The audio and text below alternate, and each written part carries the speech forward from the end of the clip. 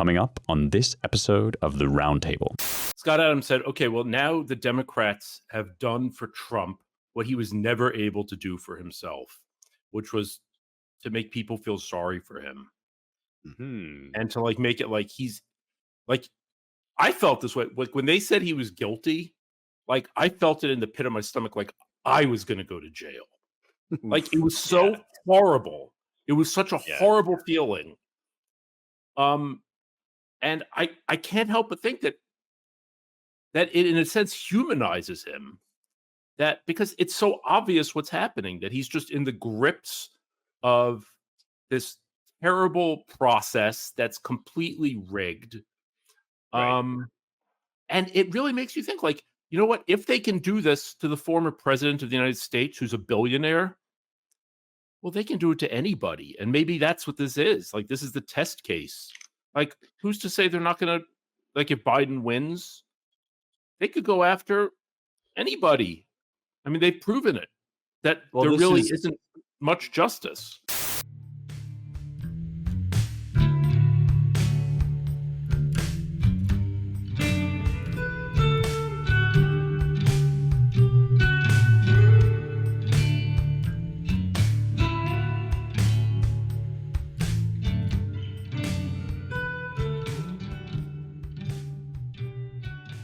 Hello and welcome once again to the Roundtable, your weekly publishers and editors podcast here at the American Mind. I'm your host for the week in our new rotating schedule, Spencer Clavin, editor at large at the American Mind and associate editor of the Claremont Review of Books. I am joined this week by managing editor Seth Barron and publisher and president Ryan Williams. Well, we had a really hard time figuring out what to talk about this week. There just hasn't been a lot of news since the last time this podcast dropped. No, obviously everybody will know already that Donald Trump has been found guilty in the felony trial against him in New York.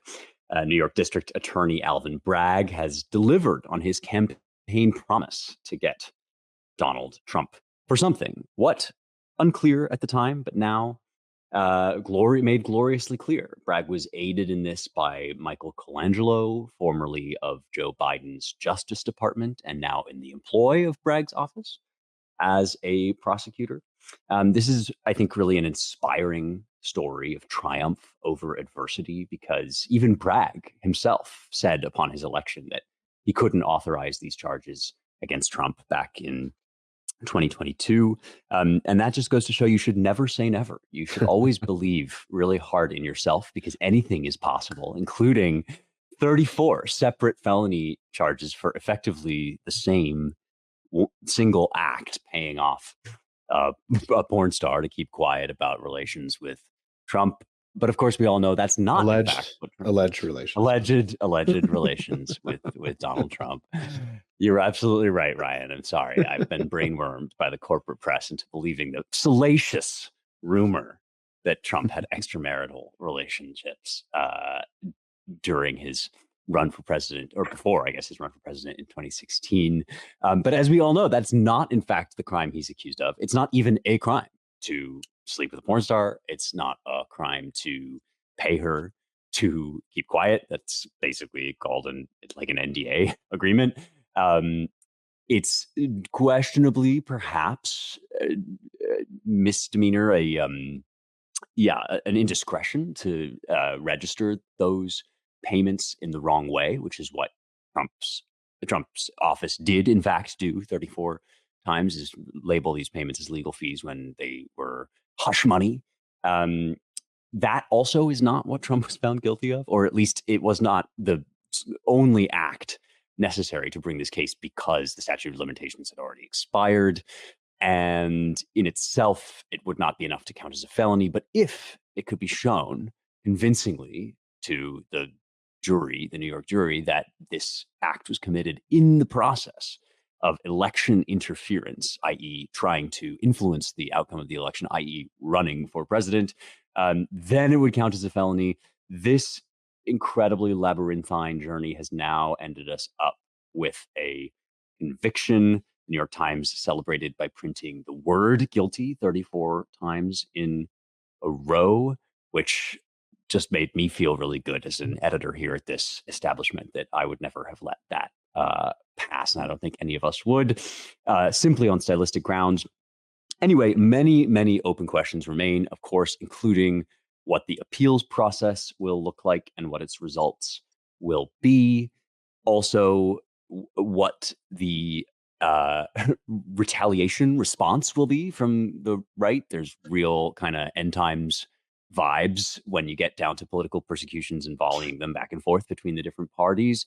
And then also perhaps most immediately the question, which maybe we can start with, whether this will have a positive, negative, or neutral effect on the presidential race. We've never had a convicted felon running for president. It's not a situation that the founders explicitly, at least, contemplated in their plan for the country.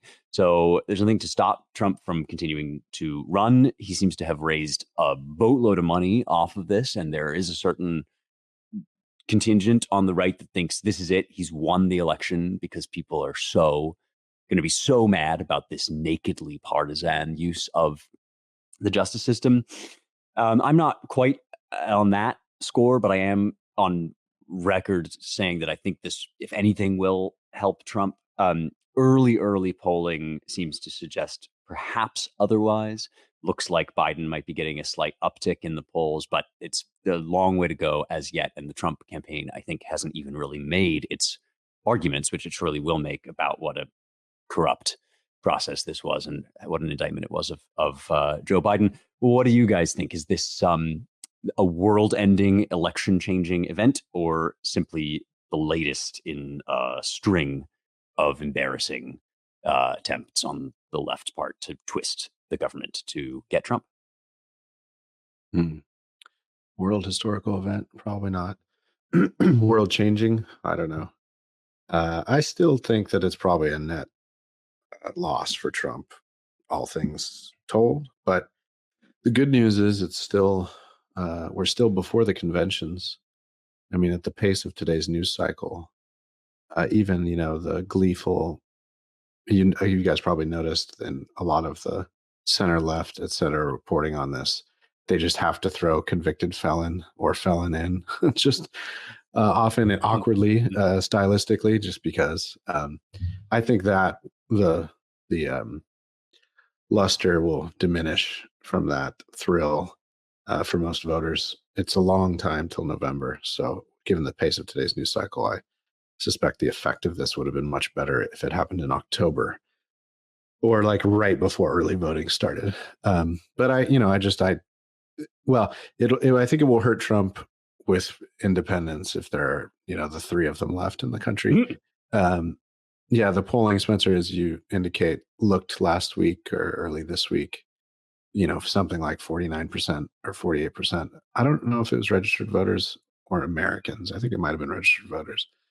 Say that this means he should drop out. Now, I don't know about that.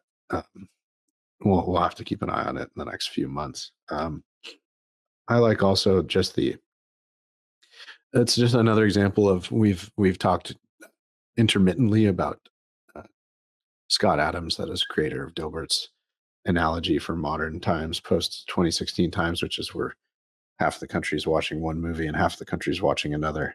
And my latest example of it is Will Scharf, one of Trump's lawyers, who, full disclosure, is a friend of mine, was on Stephanopoulos, and he said something about the Biden administration, colluding with the DA's office to go after Trump. And Stephanopoulos was incredulous. But there's no evidence of that, sir. There's just no evidence of that. And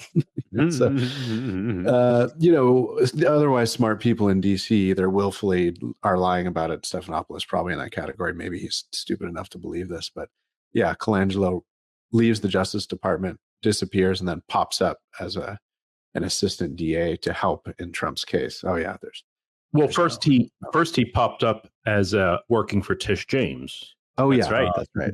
For the Attorney General on the the huge alleged fraud case. Yeah, he's a roving get Trump consultant. Yeah. It's a model resume for that job description. It really just like ticking all the boxes. But so I'll just wrap this up by saying, I think net negative probably in the voting booth, although how much, I don't know. Not huge, I don't think. Just given the state of our politics and our entrenched differences and ideological priors that everyone holds.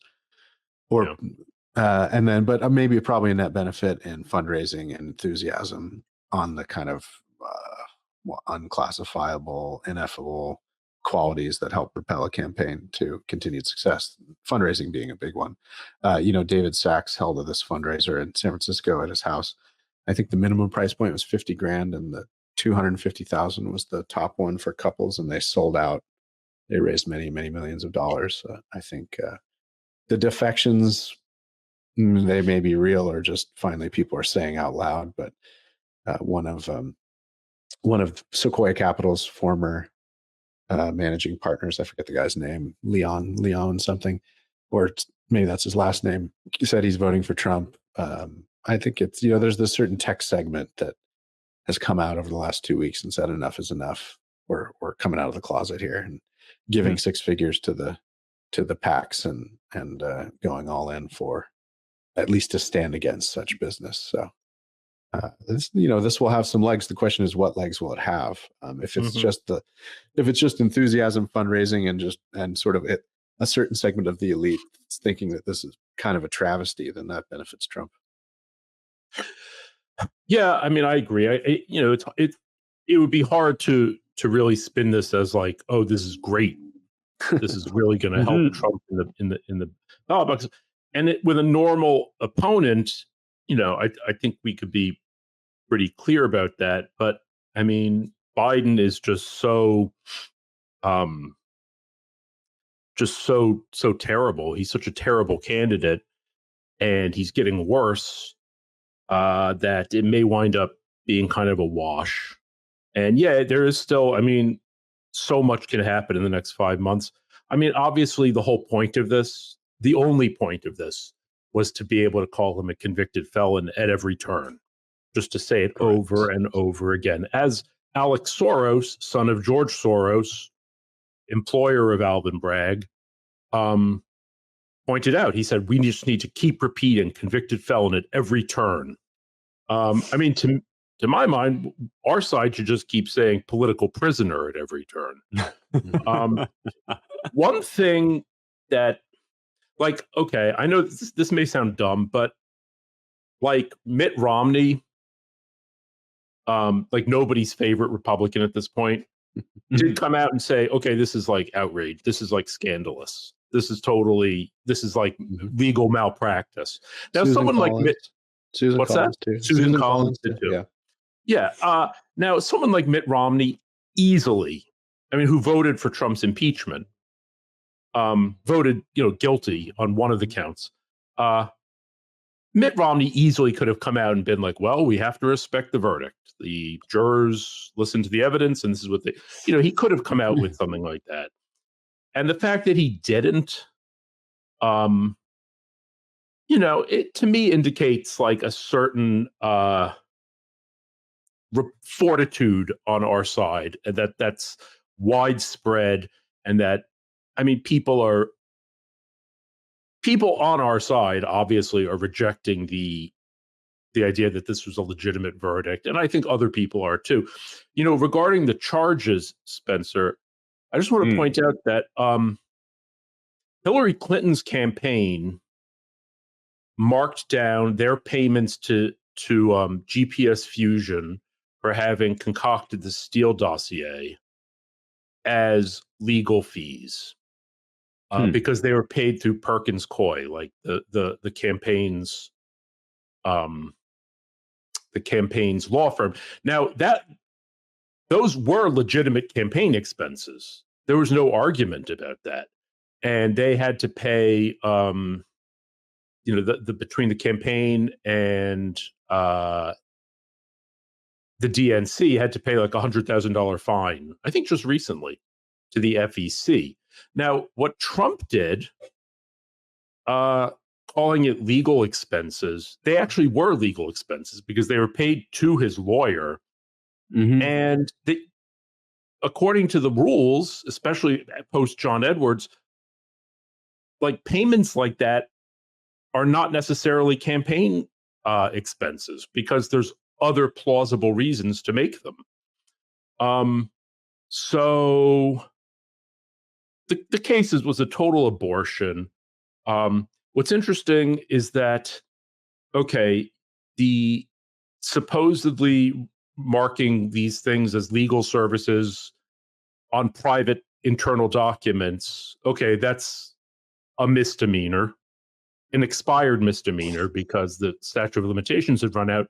But the underlying crime that they're supposedly in support of, this New York State, campaign finance rule, was also an expired misdemeanor. So essentially that you take two dead misdemeanors and put them together, and now you have a felony, 34 felony charges. It's ridiculous. I don't think it's going to help Trump, but, I mean, who's to say? I mean, there's been so many times when they thought that this guy was like finished. I mean, back to the... Exactly. Yeah, I mean, back to that... Anti-fragile. That anti-fragility of him, like that tape that came out, what was the tape called when he was talking about how you can like grab women, grab them, right? I can't remember, but it was the locker room there's talk. been like an infinite number of these things, and it doesn't really seem to and he still became the president. It was the Access Hollywood tape, right? Access There Hollywood. it is. Yeah. All right, you guys. So, I don't know. I'm like more bullish than either of you about this. I have to say, I take the point that we're really far out. I take the point that nobody wants to be convicted of a felony, and they'll use this the same way they used like Trump's lie about the election and all of this stuff. But Seth, I think it's a really good point that this actually provides an off-ramp, even for never Trumpers. And they're taking it, a lot of them. Like even people that have consistently said basically the same things that the left says about him, that he's unfit to serve, that he's this loose cannon, irresponsible, even anti-democratic, dictator, whatever. Even a Mitt Romney type can now say, okay, but this really smells bad. Mm-hmm. And as always, Trump's enemies are behaving exactly as badly as he says. It's like they do this dance where Trump makes an extravagant claim about how mistreated he is. And you'll say, okay, well, that's maybe a little bit too much. Like, you're going too far with that one. And then, like clockwork, there's an entire army of leftists rise to the challenge and say, no, actually, we're going to treat you worse than that. We will behave even more outrageously than you can possibly suggest we would. And so now, like, people at National Review, or even I guess I haven't seen anybody at the Dispatch who has set himself, that's a lost cause, I suppose. But there's that data point. And then there's the anecdotal stuff that I keep hearing about, like, oh, I was sitting next to these two blue-haired, nose ring wearing Portland lefties, and they're sort of whispering conspiratorially to each other about how they hate themselves for it, but they have to vote Trump now because everything is so bad and it's so obviously Biden's fault. And there was this interesting piece in the Free Press kind of interviewing some of these people, all of them saying what supporters of Trump have said basically from the beginning, which is, of course, we know this guy's flawed. Of course, we don't love everything about him. You shouldn't have to say that at this point.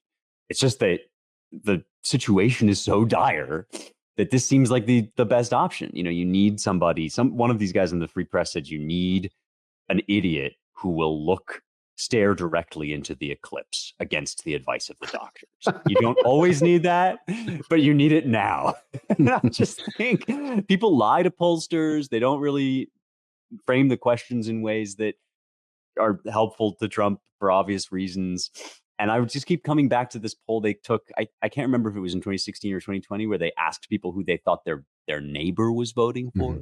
And that was way more accurate than what's what people say they're going to do. So yeah, I don't know. I stand by my one and only political prediction, but that's probably a curse to Trump since I'm always wrong about There's what I'll hop on the bullish bandwagon for a minute, Spencer. Okay. There's one there because this could produce a September or early October surprise massively in Trump's favor, which is that there's a possibility that this goes up on appeal and gets overturned by the Supreme Court before the election.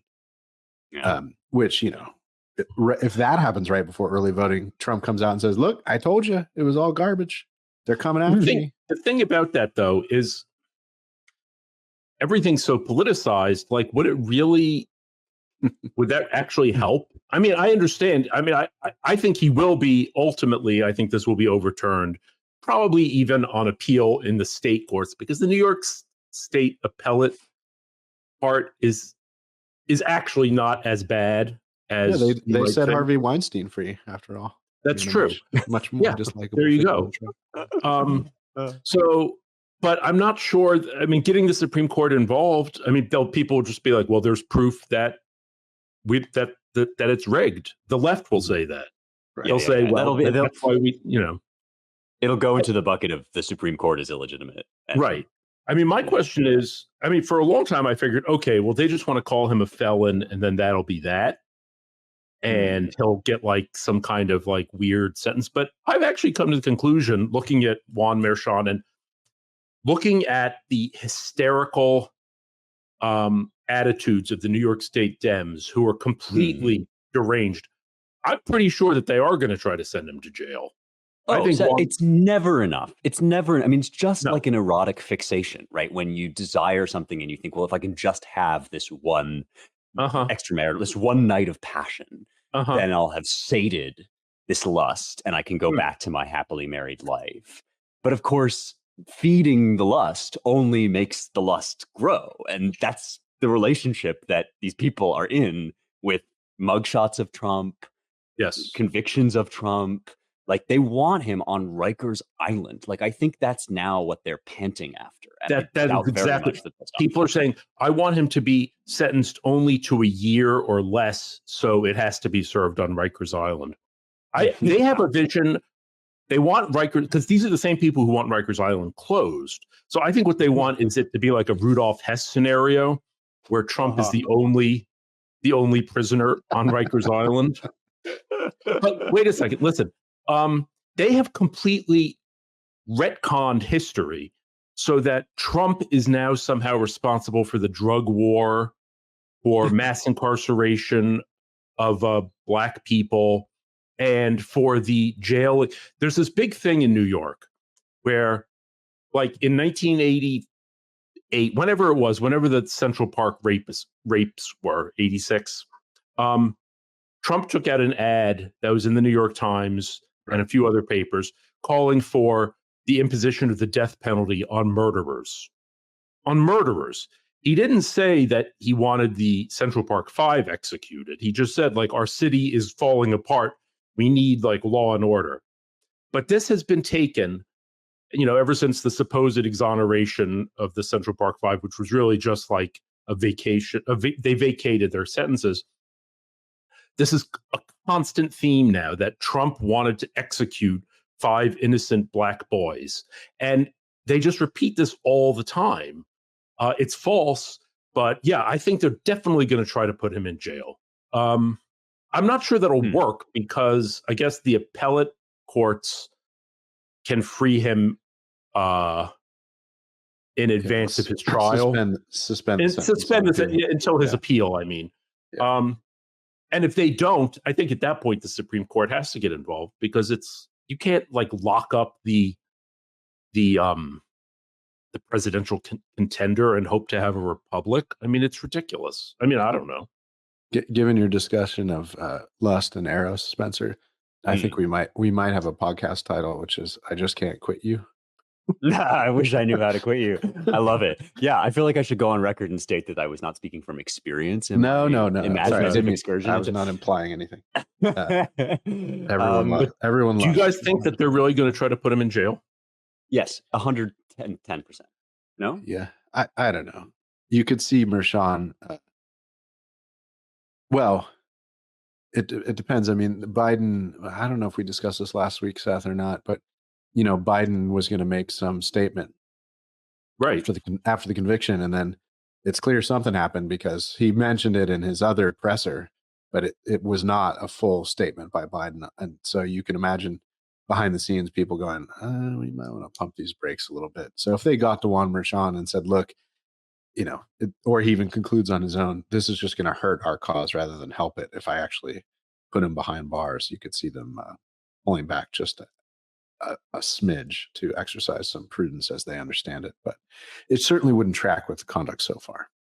Yeah. Right. I mean, my operating theory of the case is that there's an actual struggle between party discipline and erotic fixation. Like those two things are both equally at play, and it's unclear at any given moment which one's going to win out. But party discipline would, I think, suggest not putting him in jail for the reasons Seth you indicated.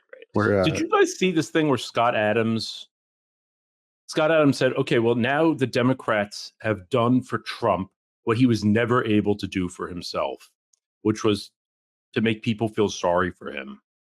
Mm-hmm. And to make it like he's like, I felt this way. Like when they said he was guilty, like I felt it in the pit of my stomach, like I was going to go to jail. Like it was so horrible. It was such a horrible feeling. And I can't help but think that it in a sense humanizes him, that because it's so obvious what's happening, that he's just in the grips of this terrible process that's completely rigged. Right.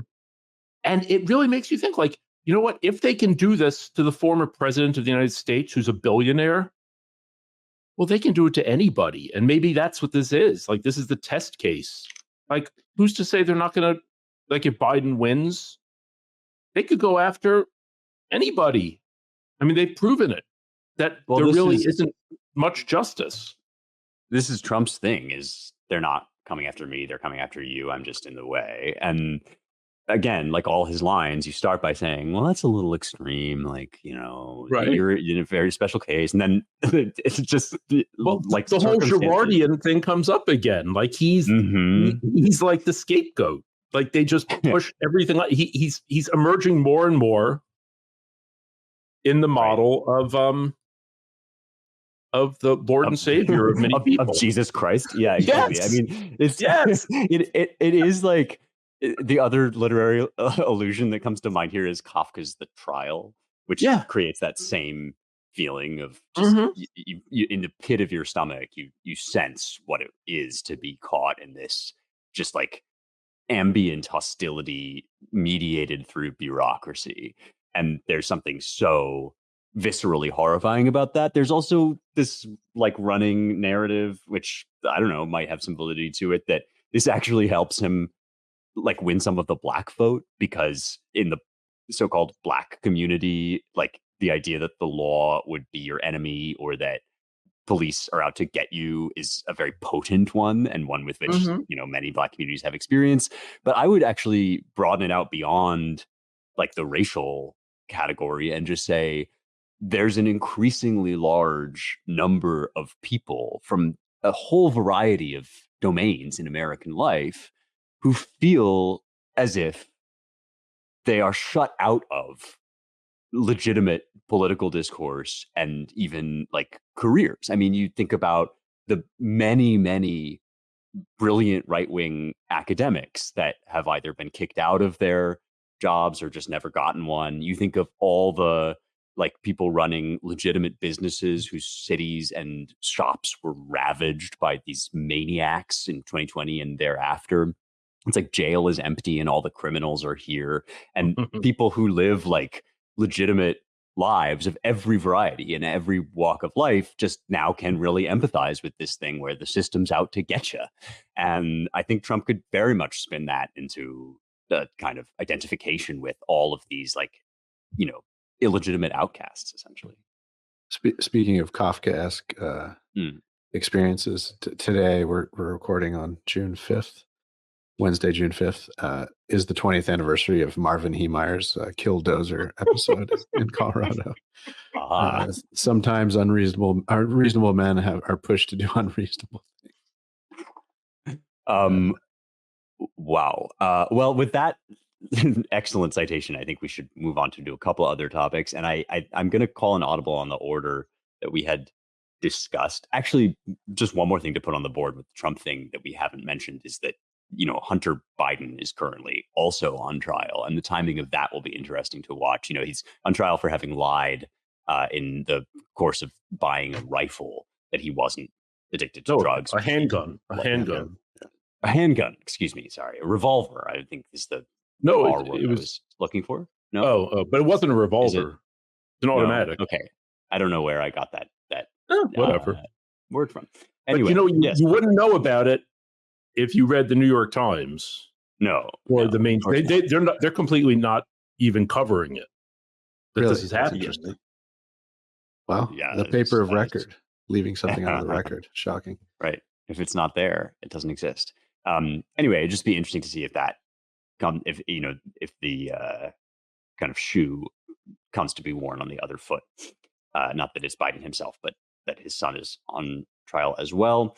But on the subject of retconning history, rewriting history, it's actually interesting to compare this piece in Unheard, which increasingly is kind of a must-read website, not to break ranks and recommend websites other than our own, but after you're finished reading every article on the American Mind at AmericanMind.org, Unheard is a really good place, I think, to go for commentary. And Ryan sent by this piece on the broader history, actually, of America's relationship with Iran, basically since the Obama years. It's an essay by Jacob Siegel that we can link to in the show notes. I have often found myself wondering what Biden and Obama before him can possibly have seen in the murderous Iranian regime that seems to make them want to fall all over themselves to make alliances. And this essay goes a really long way to sort of explain that. Basically argues that after Bush's interventions in the Middle East and many of the kind of unfolding catastrophes that we got ensnared in as a result, Obama had this kind of bright idea that Iran was going to become the perfect covert or even overt partner to help stabilize American-backed regimes in Iraq and elsewhere. And this would involve effectively policing the region with the various cat's paws we're all now familiar with, charming entities like Hezbollah, the Houthis, and of course Hamas, these kind of Iranian-backed or Iranian-favored terrorist organizations. And this theory has not vanished from the working model of the Democrat Party since Obama's really second term is when it became most cemented, and the famous nuclear deal that basically under cover of making it impossible for Iran to get nuclear weapons increased vastly Iran's ability to up its nuclear capacity. And Siegel describes what is now effectively this puppet show in which the American empire, as he calls it, funds and kind of positions against one another a number of different powers in the region, but always with Iran kind of as the center in my mind, completely insane hope that Iran is going to be like the stabilizing force here. I'm just going to read one I thought particularly striking paragraph from this piece. Joe Biden, rather than being Israel's best friend, is the leader of a global empire that is simultaneously funding Israel, Hamas, and the other Iranian proxies with whom Israel is at war.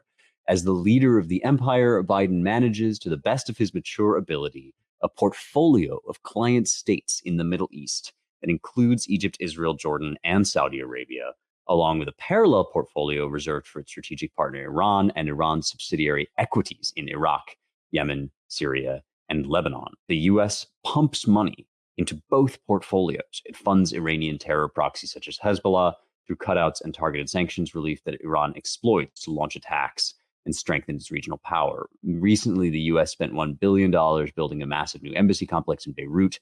The exorbitantly expensive project makes no logical sense until one appreciates that its purpose is to signal America's commitment to Iran's main regional proxy and create a slush fund that can be used to pay Hezbollah. This is all pretty damning, I have to say. And the kicker of the piece, which is why this whole retconning history idea made me think of it, is that the kind of officialized narrative about Biden, which often ostensibly comes from his critics to the left, is that Biden came in as a standard traditional Democrat in full support of Israel. And it's only because of Israel's kind of wild bloodlust and its irresponsible behavior in the region that now he's being forced by his left flank to reconsider and perhaps help the Palestinians. And this, argues Siegel, is just a complete facade. That it's always been the case that managing this kind of imperial portfolio of client states has been the strategy for the Democrats for years and years.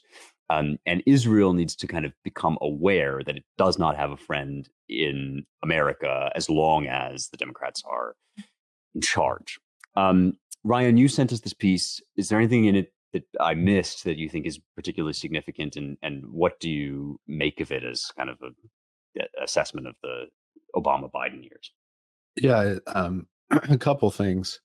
Well, actually, my father sent it to me and said it helped tie together some loose ends for over the last 12 years and helped him make greater sense of it. And I agree about that. The interesting thing to me is I hadn't placed the origin of the new transatlantic way of government propaganda. I mean, Siegel doesn't make this explicit in the way I am. But we've talked on this program before about Mike Benz and how Trump was the excuse for a lot of this inter-Atlantic cooperation between NATO members and Five Eyes and the U.S. government, turning its eye from the maintenance of order, as it were, in former NATO or current NATO spheres, and turning a lot of those tactics back on the homeland. That is to say, the funding of NGOs to set narratives, using the problem of quote unquote disinformation to basically run a 24-hour propaganda campaign, not aimed at color revolution in states where we want to affect it in Eastern Europe or elsewhere, but actually at home, to not necessarily affect a color revolution, but to neuter a president who is seen as uniquely dangerous, that is Donald Trump. And that's what I read into this fairly freighted paragraph that Siegel writes, and I hadn't really drawn the connection to. He makes the case, not with all those terms that I did, because it's beyond the scope of his article, but makes the case that this way of doing sort of homespun propaganda through an NGO state partnership to the benefit of one party over the other really started with the Iran deal and with Rhodes, the NSC director under Obama.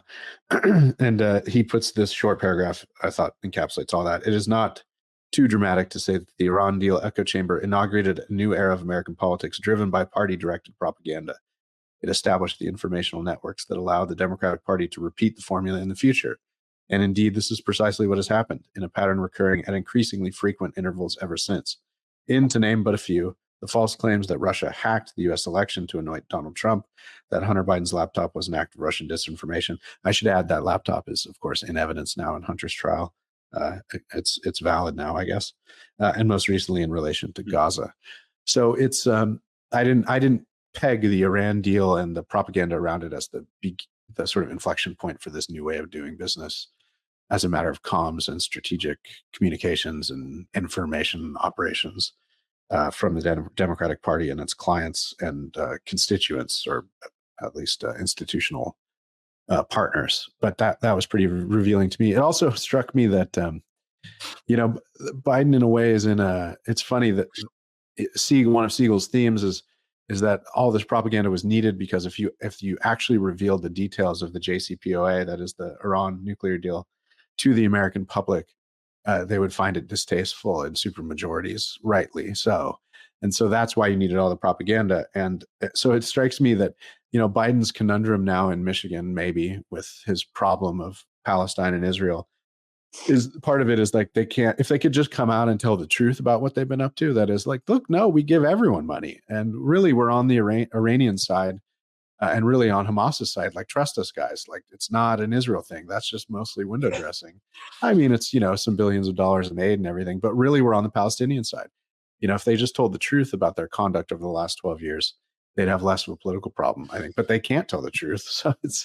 So they just pile lies on top of lies. So I thought those two aspects were pretty revealing. It's a 12-minute or so read, probably 2,000 words. So I recommend everyone just go check it out at Unheard. It's a nice condensed primer on a lot of the ways in which our modern domestic politics have gone corrupt, and it's a big piece also, I should say, of this collapsing trust in the media, a thing that Donald Trump is said to have precipitated, but really is just the causes were much deeper than Trump and predate him.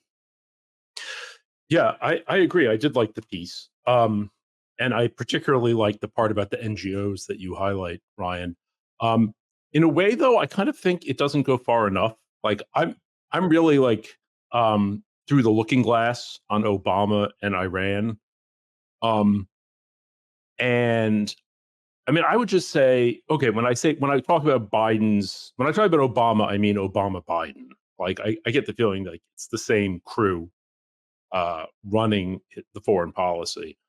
To me, it seems like if you were to look at Obama and discover that he was an Iranian mole, like a spy, what would be different? What would he have done differently?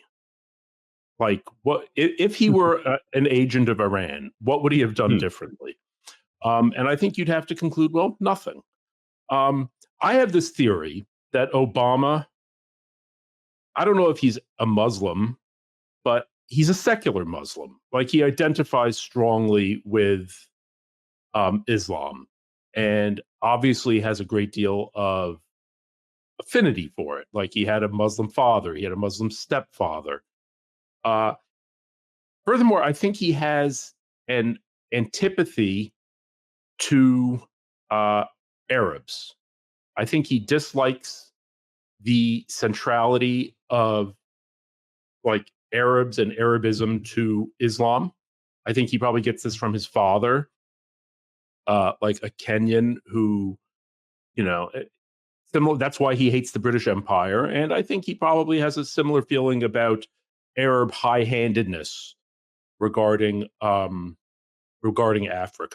And like, he's fully aware of the exploitation that went on in East Africa with the Arab slave trade.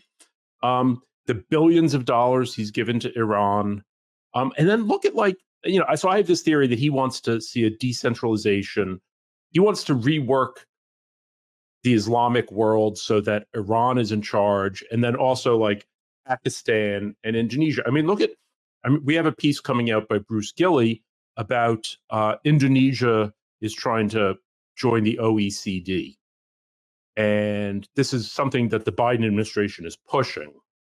Now that would require, Indonesia is a country that part of its criminal code, in some of its provinces is like Sharia law, like they cut off hands and cane people and so forth. And it's not an open society, but, so why are we pushing Indonesia? Okay, yes, they have a big economy, but I don't know. I have like very skeptical views of the Biden-Obama agenda. But I think Jake Siegel's piece was good. I think it was solid. I think that there's something really nefarious going on. Oh, and the other thing, look at Robert Malley. I mean, the guy who engineered the Obama's Iran nuclear deal had his security clearance stripped last year because he's clearly some kind of spy. And Robert Malley's father was is like this Egyptian Jewish, like anti-colonialist, like hardcore. He was like a big supporter of Nasser. He was tight with Yasser Arafat. Why is this guy Robert Malley running the show between the U.S. and Iran? I mean, he's so suspect. I don't know. Maybe I'm going a little too far here, but no. I'm enjoying it. I feel, Seth, that you have a fine-grained enough understanding of the minutia of Islamic law to really position Obama accurately within that landscape. For those that aren't aware of the context here, Seth will periodically just text me a short YouTube video of some imam like adjudicating whether you have to like rest your right hand on your left hand while drinking during Eid. Like, to say that you are in the weeds about this would perhaps be an understatement. So when you say that, I'm a dilettante, but I do like I'm an amateur. Let's put it that way. Yeah. You dabble in like Sharia. In right. So on that score, I trust you implicitly. And I definitely think it's an interesting theory. And I want to my only contribution is that this piece by Siegel includes what I think must be kind of an obligatory feature of any article on the Obama into Biden media strategy, which is a quote from Ben Rhodes, the Deputy National Security Advisor for Strategic Communications and Speech Writing under Obama. This guy is like the villain in the Pixar cartoon who makes a long speech about exactly what his strategy is. And so he's very useful for at least like the surface level analysis of the kind of stuff you're talking about, Ryan, where he'll just say like, yes, we created an echo chamber, and the press corps was totally on board with it. They loved it. They couldn't get enough. They lapped it up. And I think like this is something when people say online, we haven't been cruel enough to journalists, this is what they mean. And it is a similar dynamic to what, Seth, you were talking about, where they want the prisons shut down, but they also want Trump in prison. It's like they want to lament the, partisan nature of American discourse. They want to lament the fragmentation of our news media. And also they want to create a sort of panopticon where the only approved narrative is the one that, like, it's not even they want to sort of set the terms of the debate. It's like they don't want you to be able to think about or conceive an alternative story about America's role in the world, about Obama's sort of disastrous second term. Anyway, yeah, it's a great piece for that reason as well, that it sort of it makes concrete the story of how that grip was taken on the news media. One last piece on the sort of tying these two together, or maybe just throw back to our previous segment. But I've confessed before that I listen widely across the ideological spectrum to podcasts, and so I dipped into commentary occasionally, commentaries podcasts, which they do daily. And Matt Continenny's point, I think right after the verdict on Friday, I think it was last week's podcast. Matt Continenny's point was like, so we now don't have to ever take Democrats seriously on criminal justice reform anymore, right? Because after telling us incessantly that labeling someone a felon is a vicious slander and is just meant to keep them down, especially blacks, now it's okay. Now a felon. Now, as Matt put it, now Trump is haram. Like, you can't even look at him because he's a convicted felon. So let's But the way they explain that is they're like, oh no, but we're just saying what you would be thinking. Right. Like, everything is like, look what you made me think. I'm just saying what you think. Well, Ryan, this is a safe space because we've already discussed in some detail my habit of listening to the Slate Culture Gabfest. So that's true. You're allowed to listen to whatever you like. No, I would encourage everyone to roam wildly. Across podcasts. Listen to your enemies and frenemies alike. For one thing, a lot of them, even if they're wrong, are intelligent. Absolutely, and entertaining. How the other half thinks is really what you got to figure out. Well, okay. There's one other thing we wanted to hit on before we have to close this out, and that is Pride Month. I can't believe we haven't mentioned it yet. We're clearly like deficient in The our holy month of June, Spencer. Get it right. absolutely. That's right. The month of the Sacred Heart of Jesus, if you're a Catholic. That's right. And if you are a secular theologian, then the holy month of Pride. So we're probably like in arrears on our obligation by not having talked about it yet. But that's actually what we wanted to discuss, because it feels like this time, even last year, and certainly 3 years ago, Pride Month was not just unavoidable, it was kind of omnipresent. It was like all things were rainbow colored, and the sort of sanctity of these rituals was so extreme, so offensive. And when May 31st came around this year, I saw people sharing all these memes like, this is the last day before everything gets like vomited all over in rainbow colors. We're gearing up for this kind of trying month. And I sort of expected that to be the case because we've gotten used to that ritual, annoying as it is. And about 2 or 3 days in, I started to realize, like, actually, this isn't quite happening at the same volume as it has been for the last few years. There aren't as many brands on Twitter that are slathering their logos with the obligatory rainbow. There aren't as many tearful statements of support from the corporate press. Like, even the Pride Month script seems to be kind of running out of juice. And I find this interesting because there are innumerable possible interpretations of it, each of which kind of implicates the interpreter in a certain assessment of our cultural health. Let me put a few options on the table, not because I think any one of these needs to be, you have to pick between these, but because I think they helpfully represent kind of extremes or parameters of the debate. So one maximalist interpretation would be woke is fizzling out. You guys, I told you this was just a fad, just a craze that the kids were going through. Yes, we had a big conflagration in 2020, but it's really just sensationalism in the media. And if you give it time, eventually people and the country will come back to their senses. That would be like the maximally optimistic extreme. Call that the Pollyanna option.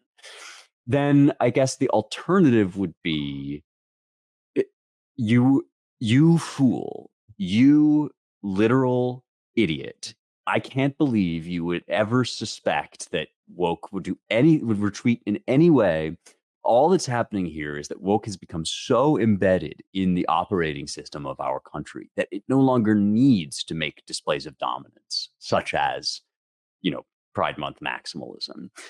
DEI departments, ESG departments, the perpetual kind of indoctrination of the youth in our major universities, all of this is now so firmly in place that if they want to, they'll force you to comply with a show of fealty. But why would they do that when it just is already so ingrained in our politics? 2020 succeeded so entirely that we no longer need Pride Month at the same level as we used to have. My feeling about this is that it's probably some combination of both of those things, which is more interesting than either. But before I go on about that, I just want to know what you guys think.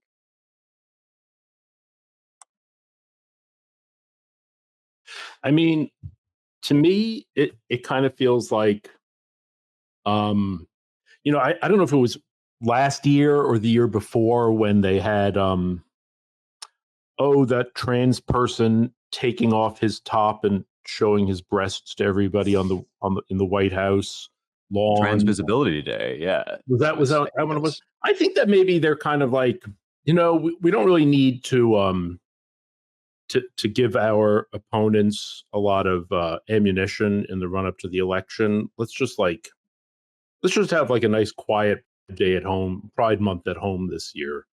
I don't know. I feel like they've got that demographic like rounded up pretty well already, and this, they I think they can count on their support at the ballot box. So let's just moderate things this year, and next year we can have another big blowout. Mm-hmm. Mm-hmm. I don't know. Yeah, like just keep it quiet until we're over the finish line, and then Sort of. we'll deal with that. And it does speak to the fact that I think the alphabet people have been knocked down a couple notches in the intersectional hierarchy. It's certainly less. It has less cachet now, and there's just not as much juice in that tank to be like, well, I'm non-binary demisexual fairy, like that. It's sort of so absurd that it's kind of lost some of its Well, power. also, maybe, like, and Hamas people, yeah. Well, yeah, like that's another thing. Like at the Philadelphia Pride Parade a few days ago, the Hamas people came and blocked the parade, and it's like, well, are these your enemies? Is this who you really want to be like confronting? But because enough of the people in the alphabet soup group are probably a little leery of siding with Hamas. The whole pink washing thing comes up. So, right, like why do we want to like engage this tension, which is clear and obvious? So let's just ignore it. Maybe that's what they're doing. I don't know. It is kind of strange. Yeah, I think it's two things. It is the PR adjustment, but we should keep in mind that it's all going just as aggressively as it ever was from official organs of the state and its constellation of NGOs, et cetera, including in foreign policy and in U.S. based industrial policy. I get who reported it, but the CHIPS Act. I don't know. The CHIPS Act does not. And maybe you brought this up last week, Seth, but the CHIPS Act has run into problems garnering reinvestment in America because a lot of firms run into all these DEI requirements with CHIPS Act funding. So it's running everywhere. I think on the corporate side, they're pulling back from it, partly to save money and partly because it's just not as I would popular is not the right word, but it's gotten a little tiresome. Yeah. And there's a lot of pushback and it's become a bit of a liability in some states, even in the corporate environment with various state actors pushing a lot of these state funds to get out of ESG committed funds, et cetera. So there's that part of it. And then, you saw, I think there were 8 or 9 of the football franchises that really have just stayed quiet for Pride Month and have not bathed their public offerings, whether on social media or elsewhere, in rainbow stuff. So the fever is breaking a little bit. The question is, has it really broken in any of the places where it really matters? I guess on the corporate side, it matters some, and the pullback there is evident. But on the state policy side, I don't see much movement, and except in solidly both House-controlled red states where they're continuing to push back on it. So it's mixed bag. Yeah, you're not going to get movement on it in the state, I don't think, until like if and when they elect Trump, like then, or we elect Trump, like then you might perhaps see some kind of salted earth policies on these programs. Culturally, this to me is part of an interesting little dynamic I see going on where, in 2020, there was like a kind of roll call where everybody had to swear fealty to whatever this new regime was, which I guess we're calling woke. And this involved a lot of pledges that committed people for several years down the line. And I'm thinking in particular about like, if you're Netflix and you've decided that now everything, like all the hobbits have to be multiracial or whatever for the next 20 years, you then go about making like very expensive content where all of this stuff is real. And it seems like impossible to do that and also make interesting art. Like it's not like you can say, oh, we're going to really center whatever marginalized voices and make all of our content about this racial sexual program. And also, however, it's going to be fun and interesting and witty. Like it seems to always come out kind of flat and dull and annoying. And so then the fever subsides, whether or not the program is over, whether or not the politics of it has become irrelevant. Like people's passionate intensity can only be sustained for so long. And so then you've ended up with all this material in the can that is just like really bad, and that people are not politically passionate enough to watch. And I'm thinking of these shows like, Loki and the Rings of Power, and now they've got a new one that they've just had to roll out from the Star Wars wing called Acolyte that everybody's making fun of. And you can just sort of see them like grinding their way. There's like, when we signed up for this march, we really thought it was going to be a fun, exciting project. Like I was told there would be cookies, and now it's just a slog. And I sort of think that element of it is dragging the project down a little bit. Plus the fact that just all this stuff doesn't work. Like the New York Times is having to run these like investigative profiles of Henry Ibram X. Kendi, shocking nobody except people who read the New York Times that like this guy's a total fraud and an incompetent and a midwit. Like we all knew that, but now they have to find some graceful way of acknowledging it without saying what is actually true, which is like this was a sham from the get-go. Anyway, it's an interesting little dynamic to keep an eye on, and I think that's what's going on with this Pride stuff too. It's just like there's not enough gas left in the tank, man. This is a really hard fever pitch to sustain. With that, we have to wrap this up and do a very quick round of endorsements for pieces on their site, reminding you to read the damn site at americanmind.org. Really going to be a lightning round here, but we'll each pick one piece among the many that you should read. And I'm going to go first here with a piece by Dominic, I guess it's Sansoni, I think, called The Deutschen Disillusion, which is about the new chant that's taking German social media by storm, Ausländer aus Deutschland den Deutschen, which I guess means like foreigners out, Germany for Germans. Just another notch in the like ongoing kind of story of progressive extremism producing a predictable backlash. Sometimes, in fact, quite unnerving. Like I have to say, it makes my hair stand on end to see Germans chanting this. But also, what did you expect after the like Wir schaffen das of it all? Dominic gets into this with some real panache and also interest. It's called the Deutschland Disillusion. The Deutschen Disillusion, excuse me, at americanmind.org. Seth, what do you got? There's a great piece by Kenan Spivak about the Trump trial. It's called Reversible Errors.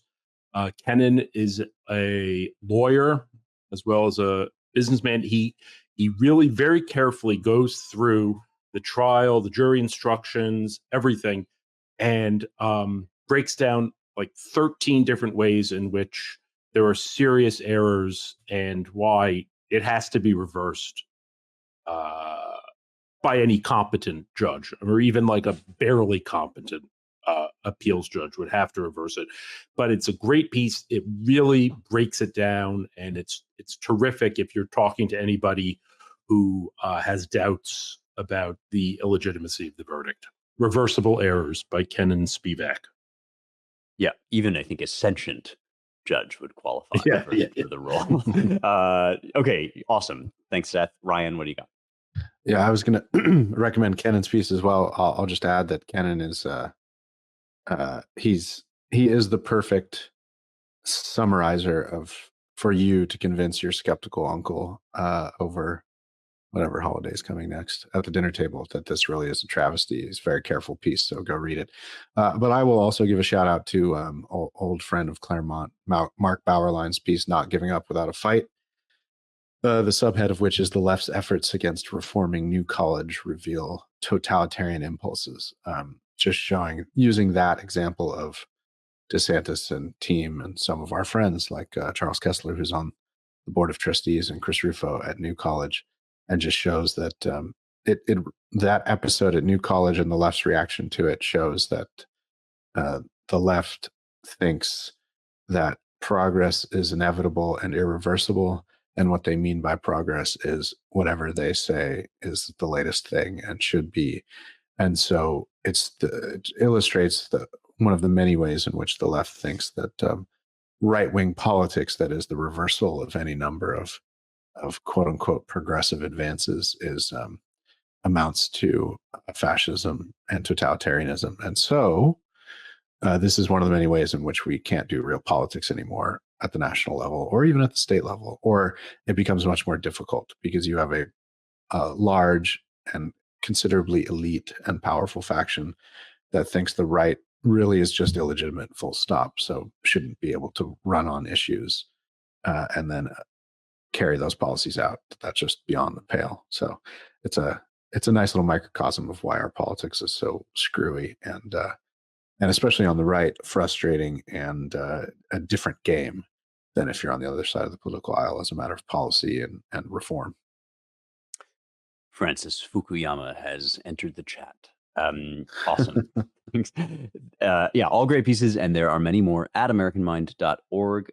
With that, we are out of time, and we have to bid you all farewell. Thanks very much for listening. If you like this show, and if you like what you read at AmericanMind.org, you can also check out our other websites, ClaremontReviewOfBooks.com, and our DC-based Center for the American Way of Life at dc.claremont.org. Those are all good places to find out about what we're doing here at the Claremont Institute, and to support what we're doing, you can donate at claremont.org/donate, for which we're always extraordinarily grateful. Any amount, large or small, that you wish to contribute is how we keep the lights on and how we keep doing what we do, which we love and also think is kind of important. So come get on board, join the fight. Thanks very much to our production and engineering crew, Jake Gannon and Logan Seppieri.